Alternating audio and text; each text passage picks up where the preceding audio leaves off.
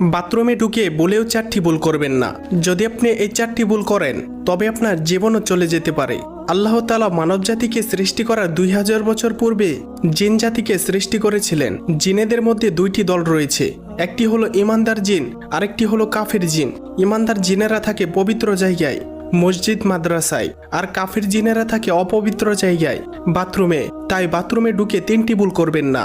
সেই 3টি ভুল কি তা জানার আগে আপনি যদি মুসলিম হয়ে থাকেন তাহলে ভিডিওটিতে একটি লাইক এবং চ্যানেলটি সাবস্ক্রাইব করুন এবং আপনার সুন্দর নামটি কমেন্টে লিখে যান। নাম্বার 1, বাথরুমে ঢোকার পূর্বে দোয়া পাঠ করুন।